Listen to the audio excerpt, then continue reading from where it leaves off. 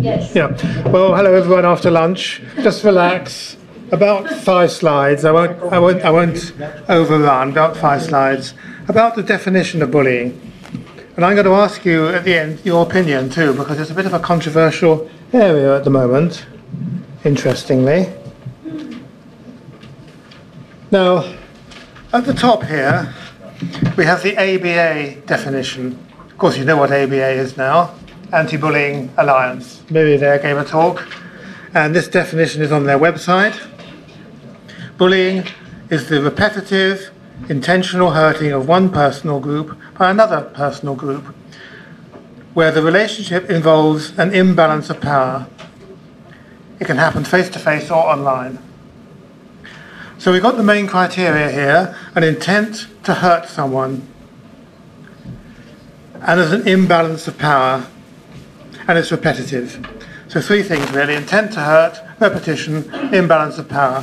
Those are the 3 traditional criteria of what's bullying, and it's very similar to the standard definition from Dan Olveus. Here's Dan's definition. Bullying is negative behaviour that's intentional. Perpetrators know or understand that their behaviour is unpleasant and harmful to the target. Usually repetitive, involves some degree of power imbalance between the targeted individual and the perpetrators in favour of the latter. The perpetrator is stronger. So that's Dan's definition, and I think he would be happy with the ABA definition too. I think he would say, yes, this is fine, this embodies the 3 criteria that I have as well. And these have been fine, I think, with psychologists. Here's a couple of slight variants on this definition. The first one comes from the Department for Education in England. Our Department for Education has quite a lot of material on school bullying, including advice for parents, advice on cyberbullying and so on. It's reasonably good stuff, really. But this is their definition. Bullying is behaviour by an individual or group, repeated over time, intentionally hurts another individual or group, either physically or emotionally. And then, many experts say that bullying involves an imbalance of power between the perpetrator and the victim. They seem to be hedging their bets a bit. Many experts say, well, Dan certainly said that, I would certainly say that, ABA says that, but implying that it's a bit optional. But I think Dan would say, imbalance of power is critical to separating out bullying from just general fights and aggression. Here's a definition from the US, the Center for Disease Control and Prevention. Bullying is any unwanted aggressive behaviours by another youth or group of youths who are not siblings or current dating partners, that involves an observed or perceived power imbalance and is repeated multiple times or is highly likely to be repeated. So the intent to harm is there, the imbalance of power is there, repeated or highly likely to be repeated. There's been quite a lot of debate about repetition and how essential that is, and I think highly likely to be repeated is a good way through that, actually. But why they've got not siblings or current dating partners is a bit of a mystery to me, actually. Now, that main ABA type definition, the Olveus type definition, was doing fine for quite a long time. We psychologists were very happy with it. And then about 5 years ago, UNESCO came up with a different definition. It seems this was because some sociologists had protested that the original Olveus definition was too individual-centred. Remember I showed you the circles and the individual in the middle, which psychologists are happy with.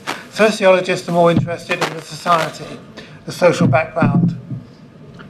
And they wanted a definition that made more acknowledgement of the importance of the social culture or background. For example, especially if you're looking at bias-based bullying, racial bullying, sexual bullying, bullying of people with disabilities, things like this. What are the attitudes like in the broader society? Is it a sexist society? Is it a racist society? Is it a society that tolerates homosexual behaviour, for example? Transphobia and so on. So many sociologists, I think, feel that these attitudes in society provide a backdrop which may either facilitate or not these kinds of bullying. And I can see that point of view. So they came up with a first workshop, sponsored by UNESCO, with this definition. School bullying is in-person and online behaviour between students within a social network that causes physical, emotional or social harm to targeted students. It's characterised by an imbalance of power, fine, enabled or inhibited by the social and institutional norms and context of the schools and education system. So that's what I was just talking about, acknowledging the importance of this broader social context. And then, school bullying implies an absence of effective responses and care towards the target by peers and adults, which is a pretty strong statement to make, especially if you're a school teacher. So this definition was put forward to us about 5 years ago, I think, at the European Conference of Developmental Psychology, and a lot of psychologists were quite upset by it. I'll show you why in a moment. When I say a lot of psychologists, I mean not only myself, I mean Cristina Salmivalli from Finland, Acila Menacini from Italy, who was the president of the European Developmental Psychology Association, Hildegard Fandrem from Norway, Christiane Spiel from Austria, and Dagmar Strohmeier from Austria. Almost a roll call, really, of European psychologists who've been working on bullying. A lot of dissatisfaction. So I hosted a round table, actually here in Greece. It was in Rhodos, in Rhodes, about 3 years ago, to discuss this definition and what we felt about it. And we had a representative from the original Working Party, and then those people I mentioned, Cristina Salmivalli, Hildegard Fandrem, and myself, Dagmar Strohmeier, Acila Menacini. And there were many critical comments on that definition. Repetition was absent. I'll just go back to it. Nothing about repetition here, but Danover certainly thought repetition, not just a one-off event, but of repeated attacks was important. And there's a bit of gloss about that. So repetition acts as a strong demarcation criterion to separate out bullying and behaviours from accidental or unwitting acts of harm. That phrase, demarcation criterion, came from Cristina Salmivalli, and it's the criterion that demarcates or separates out bullying from just aggression or an ordinary fight. Paul, I see, has disappeared. Paul was my target earlier. Where are you, Paul? You're frightened. If I'd just done it once to Paul, I don't think you would say that was bullying, but if I kept doing it, every time I saw Paul, I went and punched him, that's more likely to be bullying. So we felt repetition was important. Now, the first sentence of the new definition, that first sentence there. Now, including online behaviour, that was seen as useful. In-person and online might seem to exclude indirect kinds of offline bullying, such as rumour spreading. And also between students, behaviour between students. So that excludes teacher-pupil bullying or pupil-teacher bullying, which are not infrequent and can be serious. And we had a lot of discussion about that. Some people felt it was right just to keep it to peer-peer bullying, but others of us felt if we're looking at a whole school approach, the whole school's got to include teachers as well as pupils. And we're going to have bullying in any direction, as it were, and a good school policy should be looking at all of these.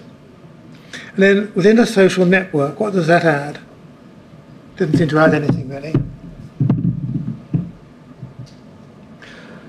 Then the next sentence, this is a rather controversial one. Bullying is characterised by an imbalance of power that's enabled or inhibited by the social and institutional norms and context of the schools and the education system. Now we wonder what was added by is enabled or inhibited by the social and institutional norms and context of schools and the education system. Does it mean that other kinds of imbalance of power would not be relevant? Other kinds of imbalance of power could be strength, could be numbers, could be popularity. Where's Paul? He disappeared. Hi, Paul. I think you're probably stronger than me, actually, so I don't think that's But if I got a group of my friends with me, to beat you up, that's one kind of imbalance of power. Or if I was very popular and you were not popular, unlikely I know, but if it was the case, there could be these kinds of imbalance of power as well. So this phrase appeared selective. And in the last sentence, school bullying implies an absence of effective responses and care towards the target by peers and adults. It was widely felt this was not a definitional statement. It was an assertion that did not help as a demarcate criterion. So it doesn't help us separate out bullying from aggression, but it's an assertion. Is it the case that there's been an absence of effective responses? That seems to be an empirical question to look at rather than in the definition itself.